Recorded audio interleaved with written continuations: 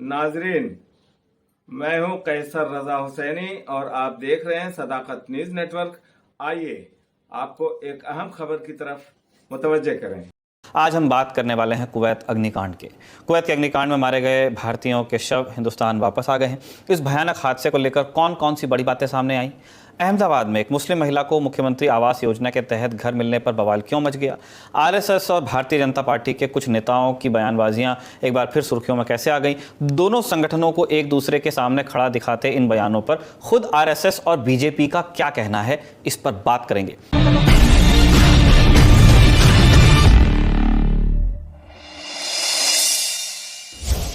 Kuwait में 12 जून को लगी भीषण आग में 45 भारतीयों की जलकर मौत हो गई।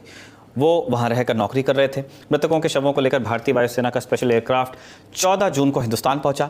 एयरक्राफ्ट केरल में कोची एयरपोर्ट पर लैंड हुआ, क्योंकि मृतकों में सबसे ज्यादा 23 लोग इसी सूबे के थे, केरल के अलावा मृतकों में तमिलनाडु के 7, आंध्र प्रदेश और उत्तर प्रदेश के 3, बिहार, ओडिशा, कर्नाटक, महाराष्ट्र, झारखंड, हरियाणा, पंजाब और पश्चिम बंगाल के एक लोग भी थे।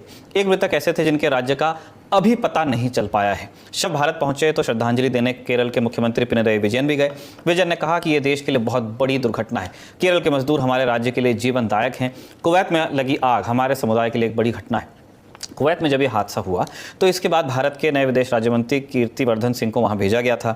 वहां उनके जिम्मे 2 बड़े काम थे: हादसे में घायल भारतीयों को वहीं पर अच्छे इलाज की व्यवस्था करवाना और मृतकों के शवों को हिंदुस्तान लाने की व्यवस्था करना।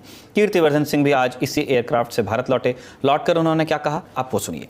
It is no doubt a very tragic accident and incident, and we are all very sad about it. The moment our government got to know that such a tragic incident has happened, the Prime Minister immediately convened the meeting and instructed us to reach to Kuwait immediately and take all possible steps so that the mortal remains can be sent back as soon as possible, because that's the least that we could have done. So we reached Kuwait, and the Honorable Prime Minister had already spoken to the authorities there, to the Foreign Minister there, and to His Highness the Emir there. And I would like to say my thanks to the authorities that they did all possible, they took all possible measures, and they really fully cooperated in having all the paperwork completed, the identification done in such a short time, because normally this could have taken a week or at least 10 days. Kuwait सरकार ने कहा है कि लापरवाही और लालच के कारण यह हादसा हुआ। बिल्डिंग मालिक और अन्य लोगों की गिरफ्तारी के आदेश दिए गए। कुवैत के गृहमंत्री शेख फहद अल यूसुफ अल सबा ने बताया कि अधिकतर लोगों की मौत दम घुटने से हो गई। वो घटनास्थल पर पहुंचे और मकान मालिक की गिरफ्तारी के उन्होंने हुक्म भी दिए। कहा कि इस मामले में आवासीय कानून का पालन नहीं किया गया। यहाँ नियमों के विपरीत विदेशी मजदूरों को असुरक्षित परिस्थितियों में रहने को मजबूर किया जा रहा था। कंपनी मालिक ऐसा खर्चे में कटौती के लिए कर रहे थे। कुवैत के जो राष्ट्राध्यक्ष, जिन्हें वहां अमीर कहा जाता है, मिशाल अल अहमद अल जुबैर अल सबा ने भी इस हादसे की सघन जांच का आदेश दिया है। जांच की बात आई तो बता दें कि बिल्डिंग के क्या हाल थे और वहां लोग किन हालातों में रह रहे थे, इसे लेकर प्राथमिक जांच से तमाम बातें सामने आने लगी हैं। इंडिया टुडे की एक रिपोर्ट के अनुसार कंपनी एनबीटीसी ग्रुप ने दक्षिणी कुवैत के मंगफ में इस बिल्डिंग को किराए पर लिया था। एनबीटीसी में काम करने वाले मजदूरों को इस बिल्डिंग में रखा जाता था। इस बिल्डिंग में कुल 196 लोग रहते थे।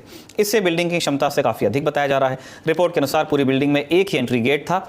बिल्डिंग की छत बंद रहती थी। इस कारण से छत के रास्ते भी लोग खुद को नहीं बचा सके। बिल्डिंग के मालिक का नाम केजी अब्राहम है। मलयाली कारोबारी केजी अब्राहम केरल के तिरुवल्ला के रहने वाले हैं। अब्राहम की कंपनी 1977 से कुवैत की ऑयल इंडस्ट्री का हिस्सा है। आइए ने देखिए कि इसी साल मार्च में आदु जीवितम नाम से एक फिल्म आई थी। इसमें दिखाया गया था कि कैसे बड़ी संख्या में मलयाली श्रमिक सऊदी अरब काम करने जाते हैं और फिर वहां बेहद विषम परिस्थितियों में रहने को मजबूर होते हैं। करीब 150 करोड़ रुपए में यह फिल्म बनकर तैयार हुई थी। फिल्म के को प्रोड्यूसर्स में से एक यही केजी अब्राहम भी थे, जिन पर अब खुद वैसे गंभीर आरोप हैं, जिन पर बनी फिल्म में उन्होंने पैसा लगाया था। जिस बिल्डिंग में इतना बड़ा हादसा हुआ उसे लेकर कुछ और भी बड़े आरोप सामने आ रहे हैं। अरब टाइम्स के मुताबिक एक जांच में पाया गया है कि जिस इमारत में आग लगी उसके ग्राउंड फ्लोर पर स्थित सिक्योरिटी गार्ड के कमरे में शॉर्ट सर्किट हुआ था और इसी कारण आग लगी। कुवैत फायर डिपार्टमेंट के एक सीनियर अधिकारी के मुताबिक जिस बिल्डिंग में आग लगी उसके कमरों और अपार्टमेंट्स के बीच पार्टीशन के लिए ज्वलनशील पदार्थ का इस्तेमाल हुआ था। कुछ ऐसी बातें इंडियन एक्सप्रेस की रिपोर्ट भी कह रही है। इस रिपोर्ट के मुताबिक 7 मंजिला इमारत के ग्राउंड फ्लोर पर करीब 2 दर्जन गैस सिलेंडर भी रखे थे। यहां रह रहे लोगों के लिए किसी कमरे आदि की व्यवस्था नहीं थी। बस कार्डबोर्ड और कुछ अन्य ज्वलनशील चीजों के बड़े बड़े टुकड़ों से सेपरेट करके इनके रहने के लिए दड़बे नुमा व्यवस्था कर दी गई थी। दड़बे में जानवर को रखा जाता है, यहाँ इंसान रह रहा था। कुवैत में रहने वाले लोगों में करीब 2/3 हिस्सा विदेशी मजदूरों का है। इनमें से भी सबसे बड़ा हिंदुस्तान से वहां जाकर काम करने वालों का है। कंस्ट्रक्शन और घरेलू सेक्टर में कामकाज के लिए कुवैत बाहर से आने वाले मजदूरों पर निर्भर है, लेकिन मानवाधिकार संगठन लगातार वहां मजदूरों के रहन सहन के तरीकों पर आवाज उठाते रहते हैं। इस घटना में जिन लोगों ने अपने परिजनों को खो दिया, जो अलग अलग पक्ष से जुड़े हैं, उनके दर्द को भी एक एक करके आप सुनिए। और उनके छोटे छोटे बच्चे हैं, मैं ये चाहती हूँ कि सरकार उनके बच्चों की मदद करे, मेरी उनका घर का गुजारा हो जाए। वो जब आए थे पिछले साल जनवरी में आए थे वो इसलिए गए थे कि ताकि उनके बच्चे अच्छे से पढ़ लिख जाएं, उनका घर अच्छे से चल जाए। अब उनको कौन देखेगा? सरकार उनकी मदद करे, मैं तो यही चाह रही हूँ। और वहाँ पे बंदा इतना तड़प रहा है कि बच्चे अपने माँ बाप के लिए इतना रो रहे थे कि अब हमें कौन देखेगा। बॉडी तो मालूम चला है कि चेन्नई आ चुका है, कोचीन, और कोचीन से दिल्ली आएगा, दिल्ली से रांची। अभी देखिए प्रशासन का किस तरह से हैंडल करते हैं। घर में और कौन कौन है? घर में उन लोग तो 2 भाई और 1 बहन था। छोटे थे बड़े? सबसे छोटे थे। बड़ी खबर यहीं तक। अब चलते हैं सुर्खियों पर।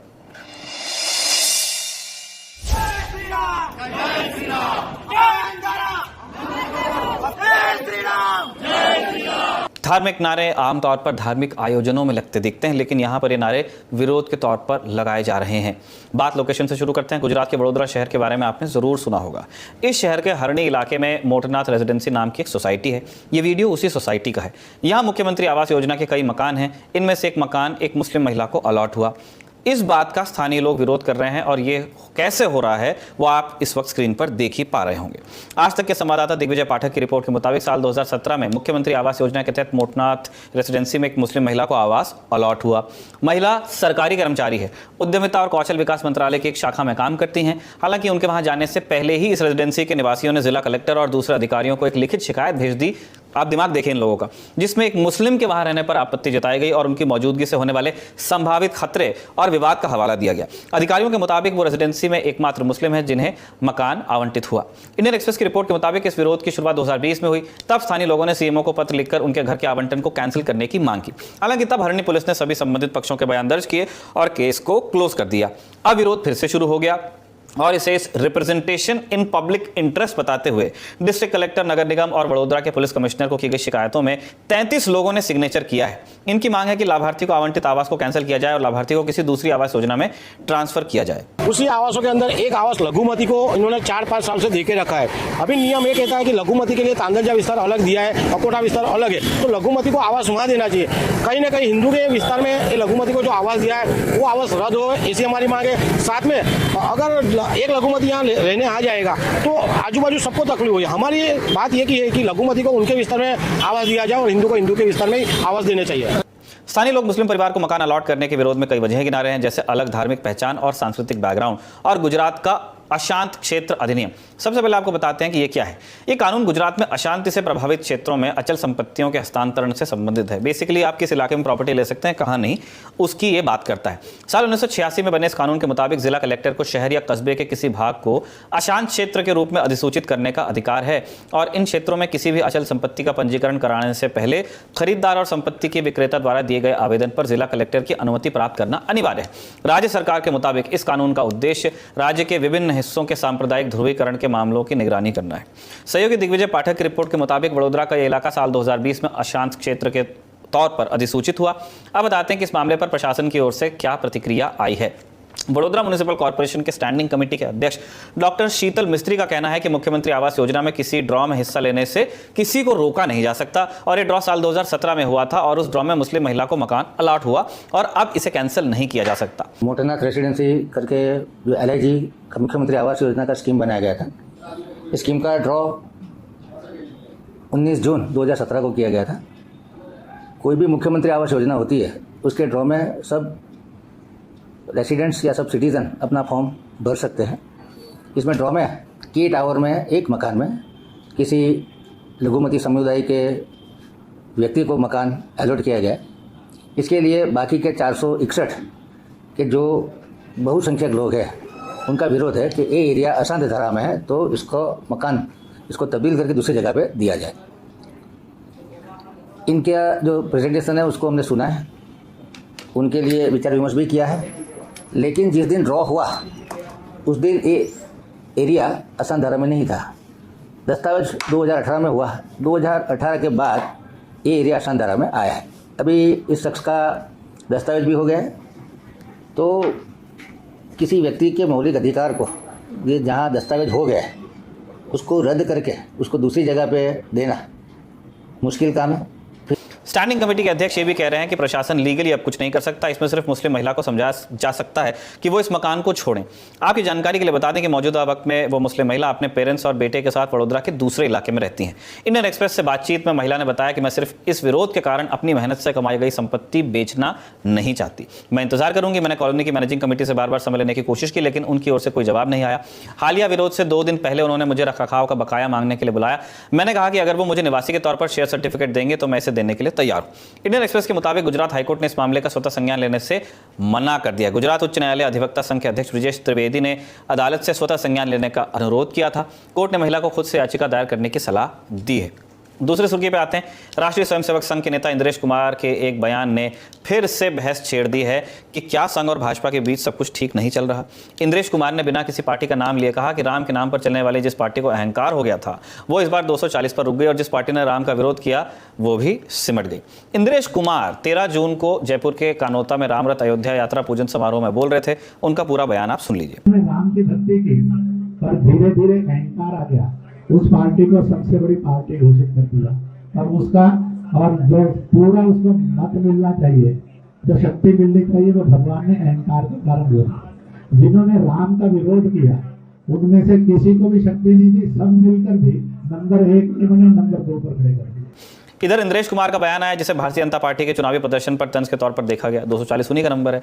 दूसरी तरफ भाजपा के कैंप से भी एक बयान आया। बिहार में मंत्री नितिन नबीन का बयान, क्या कहा उन्होंने, आप उनसे सुन लीजिए। हम लोगों ने राम के नाम को कभी राजनीतिक विषय से नहीं जोड़ा है। सांस्कृतिक विरासत इस देश की अगर बचानी है तो राम को निश्चित रूप से स्थापित करने का काम किया गया है और मेरा ये मानना है कि अब उनका संदर्भ क्या है मैं उस पर कोई टिप्पणी नहीं कर सकता, लेकिन इतना जरूर है हम लोगों ने सांस्कृतिक विरासत को स्थापित किया है। राजनीतिक गलियारों में इन सभी बयानों के अलग अलग निहितार्थ निकाले जा रहे हैं। संघ ने इंद्रेश कुमार के बयान से खुद को अलग कर लिया है और कहा है कि उनके निजी बयान से संघ का कोई वास्ता नहीं, लेकिन राजनीतिक प्रतिक्रियाएं तो आनी शुरू हो गई हैं। आरएसएस ने बीजेपी को बढ़ाया, एक नैतिक ताकत दिया है, लेकिन 10 साल में बीजेपी के शीर्ष नेता जो है उसने अगर पहला काम कौन सा किया होगा तो आरएसएस को खत्म कर। क्या आप में बगावत करने की हिम्मत है? अगर है तो भारतीय जनता पार्टी में आपके जो लोग बैठे हैं, शिवराज सिंह चौहान हो, नितिन गडकरी जी हो, ऐसे बहुत से लोग हैं, क्या वो बगावत करेंगे मोदी और शाह जी के खिलाफ जिस तरह से भ्रष्टाचार को पाला है? सदाकत अखबार सिर्फ अखबार ही नहीं आपका दोस्त भी है।